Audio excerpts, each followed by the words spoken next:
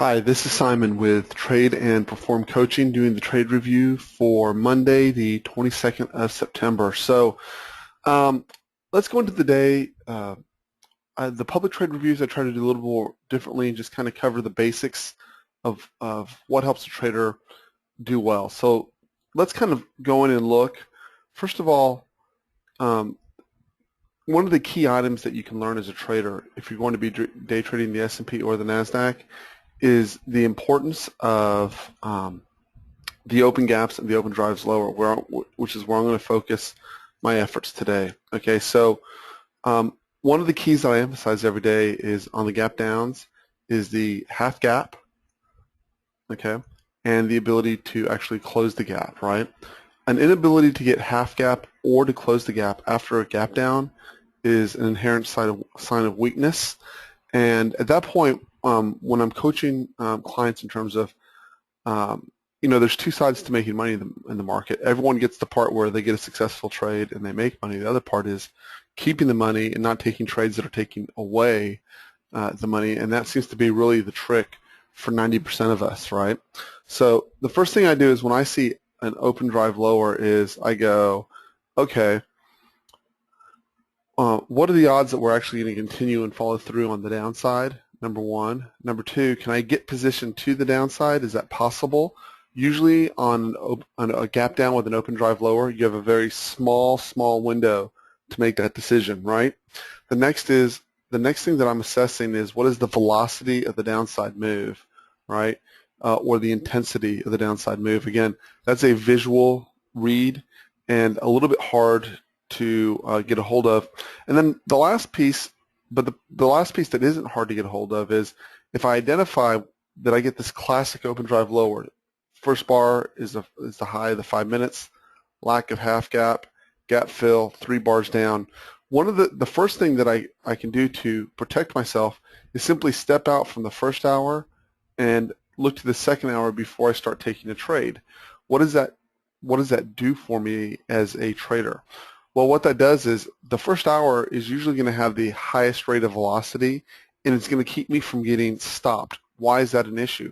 Because for most traders, getting stopped one time is not the big deal. It's what you do after you get stopped that causes the serious issues. For many traders who get frustrated from taking a trade and then immediately getting stopped, it usually turns around into a launch of immediately a second trade and then a third trade and then a fourth trade. And the next thing you know is you've dug a significant hole on a day down, right? Where had you simply gone open drive lower, you have to do a self-assessment and go, if the market is too fast for me to trade accurately, if I just step over to the side for the next hour, here's what you end up with, right? Let me show you this. In the first hour, let's expose this. The first zone, which was Globex low and an open gap, got tested. We got the response off of it, okay? But after the first hour, that pushes you out to 9:30. Well, by 9:30, we had come into a weak zone, right? And your eyes, in terms of the zones, should have been located right down to this level right in here, right? And as you can see, that gave you a rotation from the 1851 and a quarter all the way up to, 1985 and a quarter. I'm a little tired. All the way up to 1988.50, okay? 3 points. Now, true, you didn't get the downside move here to the downside, and as you can see in the video posted directly below, okay, you can see how I went through the stages of setting up the trading day and how I said, actually off the open to the members of the room, you may hear me call out because of the nature of how we're gapping down and because of the nature of what's been changing over the last couple of days. You may just hear me call out on that first rotation up, I am short. Now, that's a dramatic change for me from where I was even a week ago where I was saying my primary objective is to the upside only and that I am pretty much foregoing or ignoring all shorts. Okay, so that's number one was I recognized the change, and if you look at that video, you'll see where I identified. Yeah, I'm going to make you work, but you'll see where I identified the tone and the nature of the change that let me take that trade. Excuse me. Next was the next piece that was critical. There was the zone still provided fantastic trade location if you were patient. and you waited for the move down, you did get the touch of the 1933 3/4, and it did give you a rotation all the way back up to 1998 approximately, right? That was almost a 4.25 point rotation back up. This is key here. You have to know what the average rotation is in ES in order to be able to make money, okay? One of the reasons I target 2 points off the top of the zone is because it's highly, highly achievable in terms of P&L, okay? It is very easy to in most circumstances, to achieve that. Get the profit, move your stops up, and move to the next trailer. Now, I treat these areas that are in orange a little bit differently. These are my high-value target areas, meaning from these trade locations, I'm slower to pull up stops, and I'm much more patient with the trade. And the reason for that is these are the areas that provide these sling blade or slingshot moves back to the upside. It can make an enormous amount of money. I am doing this early in the morning. It's about 5:30 right now. And yesterday, if you'll look, this was the first area, and from 11 a.m. all the way till really the end of the day, this provided fantastic location for moves back to the upside, right? And while I wasn't shorting and warned about shorting in the hole, I did immediately look to levels lower where I wanted to get positioned. Now, what's interesting about that is the core basis of what I am working on and what I'm doing. In other words, is the core of the support resistance zones beyond everything else. Is that helpful? Well, let's go find out. If you look overnight, right now the current low is 1978.50, and we've rebounded off of 1978.50 all the way up to 1981. Again, 2 points, highly achievable, even overnight, right off the top of the zone. Okay, and this is the area I was looking for yesterday to get another shot to the upside. So all I can say about that, I guess what I want to communicate in terms of being a trader, number one, the nature of the market changed a little bit. Number two, on a bigger time frame, daily time frame that I point out in the video below, we changed, we trapped. We've trapped at the high. We've had a failed breakout, right? And it's very natural. And all we've done is travel to the bottom of the zone. We're still not bearish, but we have developed a two-sided market. The last thing I want to leave is that's really, really important for traders to learn, okay, is that the nature of the way the market operates changes. And I want to show you something here real quick if the chart will let me. And we're just going to crunch this down to a 15-minute chart so it's easy to see. So traders get accustomed to certain markets, and they get accustomed to making money in certain markets.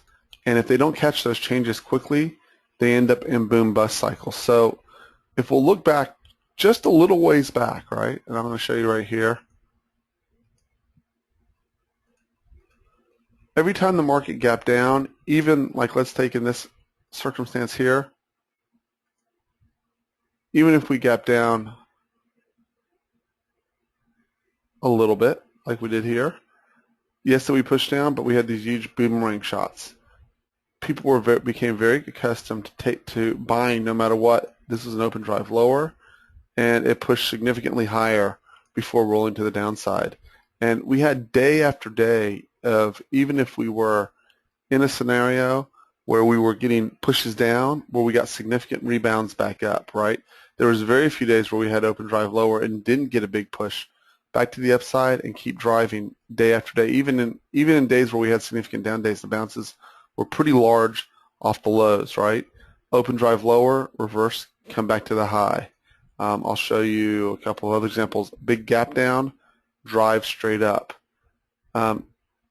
Gap down, drive straight up, right? And then, of course, we had this whole series where we were, if I can even find a gap down in this particular series here,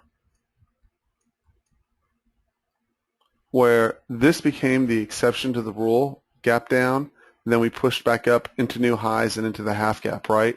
There was very few days where we actually had gap down and we kept driving down as we, even here, you can see the reversal back up was significant and almost back to the highs of the day, just consistently, right? Well, what happens is when you get this, and this went on for a very long time, like this, really, I think all the way back to April. Okay, so people look at that and they get used to making money. They say, well, if I just increase my stops a little bit, I'll make money no matter what. Or if no matter what rotation down, as long as it's a certain X number of points down, I make money. Well, and then on top of that, that people were saying, well, I'm not going to short. I keep getting run over short, right? And then all of a sudden you get to a period like we did a couple of weeks ago. Well, all of a sudden something started to change. It was kind of hard to put your finger on it. It got really slow and grindy, right? But you could kind of see that we really weren't snapping very hard off these gap downs, and even the gap ups were finding responsive sellers, right? Very subtle.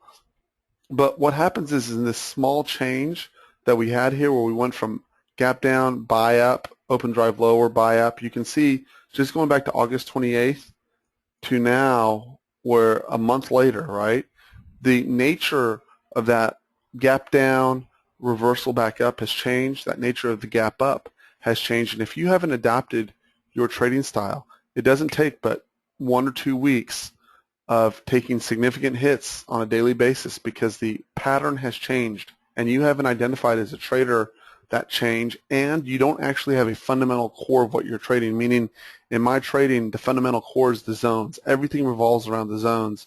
Whether we gap up, gap down, no matter what the market does, those structures tend to provide me with a 2-point rotation off the top of those zones, okay? And I build everything else around it, right?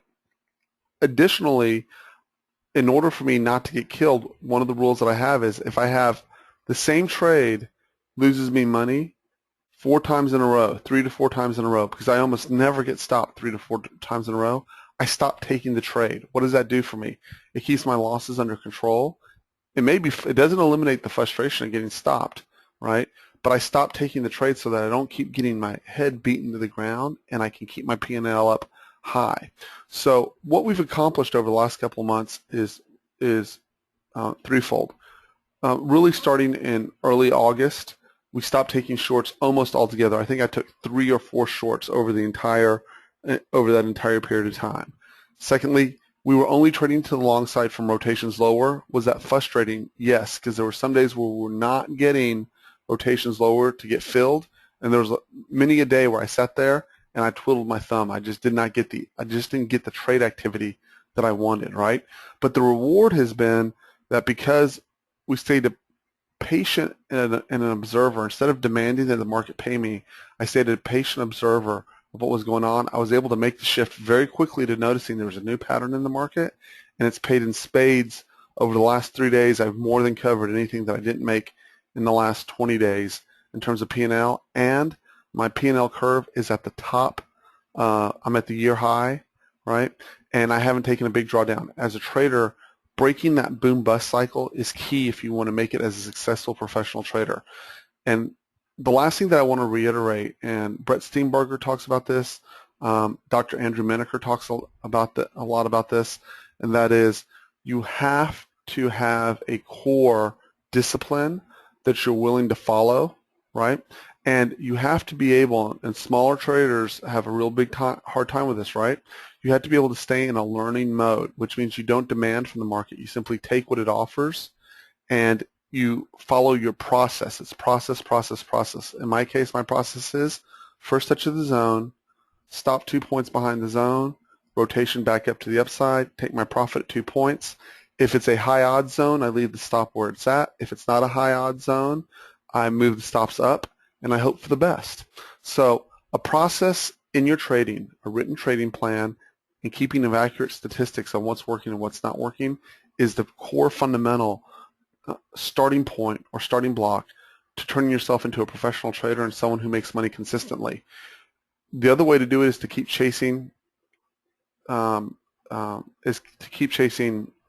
indicators that may or may not work. Most of them are broken crutches, right? Chasing methodologies that you don't fully understand in and out, and frantically learning or looking for who's making money and who's losing money, and jumping from methodology to methodology because you're so needing to make money every single day, right, that you're not actually learning anything from the market itself. All you're doing is chasing someone else's trading methodology or trading calls and not learning anything about the actual nature of the market and how to adapt to it. So My suggestion is, whether you're following me or you're following anyone else, learn what their risk parameters are, understand how much leverage they are or are not using, right, and whether that is right for you. Paper trade it, make sure that it actually works, right, that you not only does the trades, that you understand the trade setup, right, but that you actually have the mental, psychological, mental capability, the emotional bandwidth to execute and go through the discomfort that's going to come in any trading methodology, right, and that you have the capital needed to execute the trade plan. Those are all three distinct separate categories, and all three are needed to become a successful trader. Okay, you have to match your personality with the trade. You have to match your ability to handle discomfort with the trade. You have to match the amount of trading size that you're either capable of doing or comfortable doing with your trading account size. All three of those go together. But when you start to do that, you'll start to see the market unfold. The next trick is getting rid of all your impulse trades, right, and have all your trades pre-planned, but entry, exit, and stop. And then you start to turn that boat towards consistent profitability. Anyways, my name is Simon. I'm with Trade and Perform Coaching. If you like what I'm talking about, or if you see the video below and you would like to come in and give a listen every morning and come into the first hour's trading, you're more than welcome to do that. I offer a 7-day free trial to anyone who asks for it. Just send me an email to tradeandperform@gmail.com. And I hope you're trading successfully. And if I'm not the right person for you, but you're looking for a fit in a trading style, send me an email. There's a lot of really great traders out there who are willing to help traders who are struggling. And you just got to match your personality to the person you're following. I hope you have a great day. We'll talk soon.